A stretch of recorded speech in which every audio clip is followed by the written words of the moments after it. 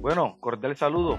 Le damos la bienvenida a todos los oyentes a este podcast.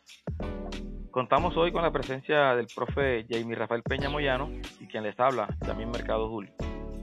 Bueno, queremos compartir con todos ustedes un tema de gran relevancia e importancia que nos llevará en un viaje a través del tiempo, explorando aspectos de la educación y de los procesos pedagógicos que están conectados con la historia y que han transformado la manera de enseñar y de aprender. Este podcast lleva como título Pedagogías críticas hacia una educación transformadora. Entonces queremos iniciar este conversatorio ahondando un poco, ¿no?, sobre lo que es el concepto y los inicios de la educación. Bueno, mis oyentes, les cuento que a resumidas cuentas, la educación es el proceso, ¿no?, de transmitir habilidades o conocimientos de una persona a otra. Pues para comentar este concepto que le acabo de dar, atendemos a lo que dice León por allá en el 2007. La educación transforma y potencia al hombre natural para hacer emerger un hombre distinto. Bueno, entonces le damos la bienvenida al profe Jamie Rafael Peña. ¿Cómo está, profe? Hombre, bien, profe Yamit, aquí mirando las oportunidades que la educación mismo nos convoca a hablar con las comunidades y con nuestros oyentes sobre la importancia de la educación transformadora, de la educación que renueva el espíritu de comunidad, y para eso, pues, gracias por la bienvenida. Bueno, profe, después de escuchar este bosquejo introductorio sobre el tema que nos compete en este podcast, lo invito, ¿no?, a sumarse a este diálogo, sumarse a esta reflexión que estamos haciendo.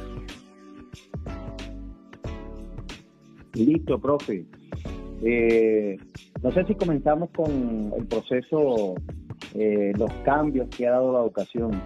En nuestro contexto latinoamericano y en especial del de Colombia ha sido ligado a un marco histórico bastante amplio.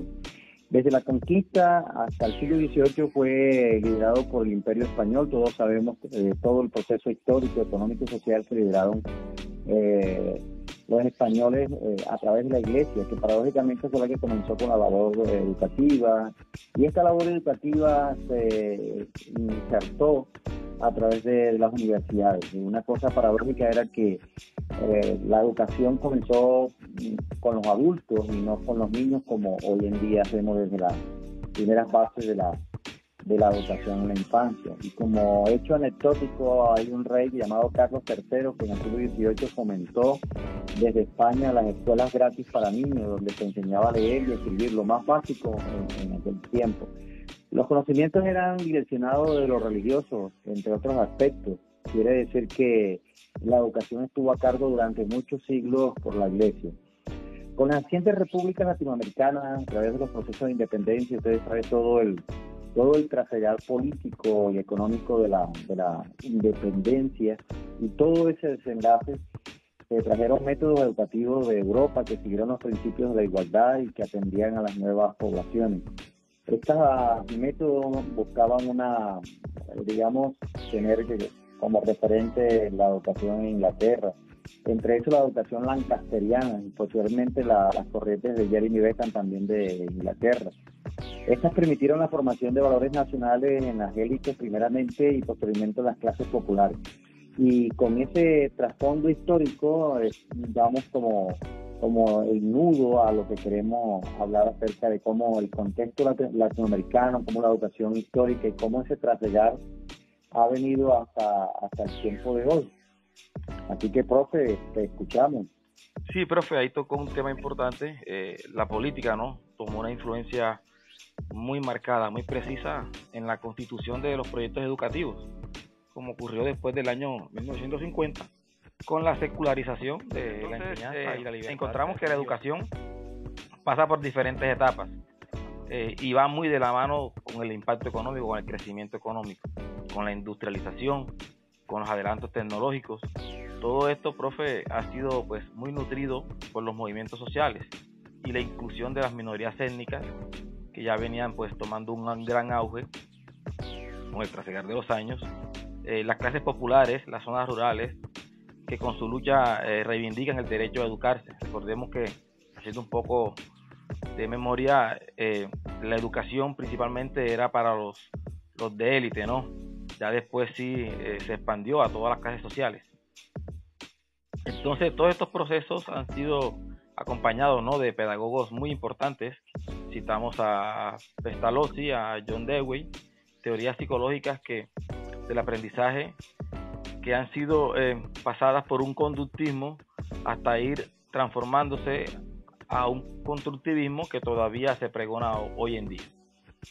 Y bueno, esto nos da pie, este trasfondo que hemos hecho sobre la historia, contexto latinoamericano y todo el contexto europeo, para articularlo con las nuevas tendencias pedagógicas que se constituye en la reflexión principal de este podcast, y es pues cómo ha incursionado la pedagogía crítica en todo este movimiento pedagógico que pues se direcciona hacia la transformación de la forma de aprender en relación a las comunidades. Entonces, profe, continúe.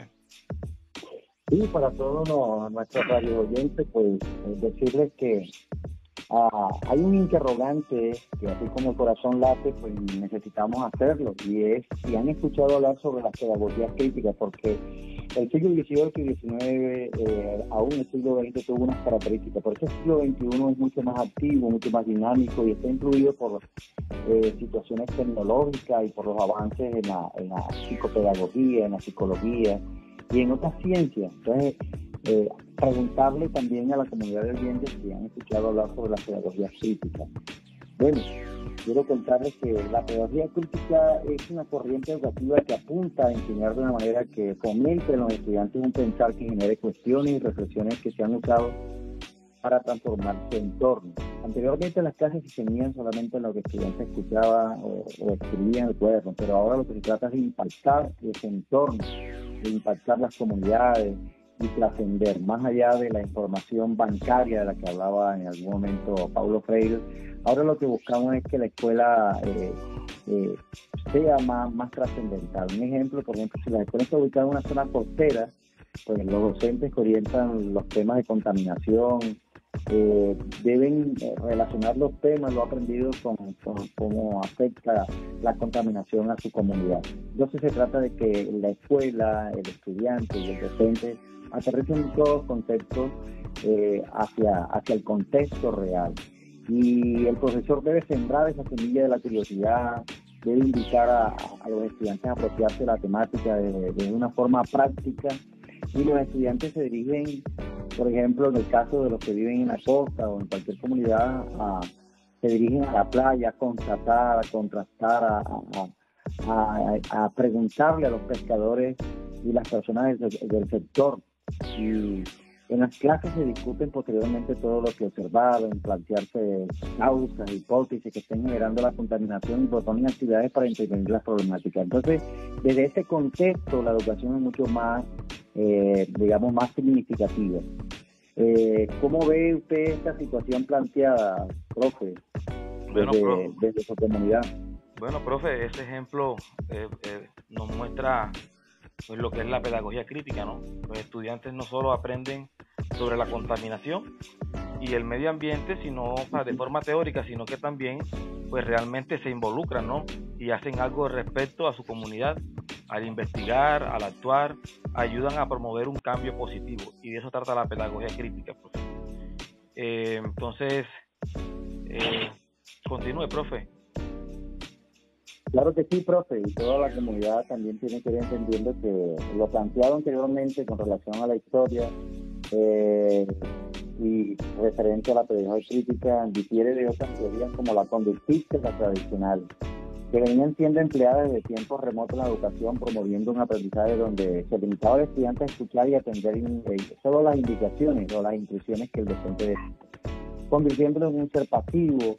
Pero al mismo tiempo la historia nos muestra que el conocimiento es también formado por la experiencia y otros compañeros. Eso es uno de los principios de la pedagogía crítica, y por eso se está promoviendo este tipo de aprendizaje dentro de las comunidades de una forma mucho más práctica.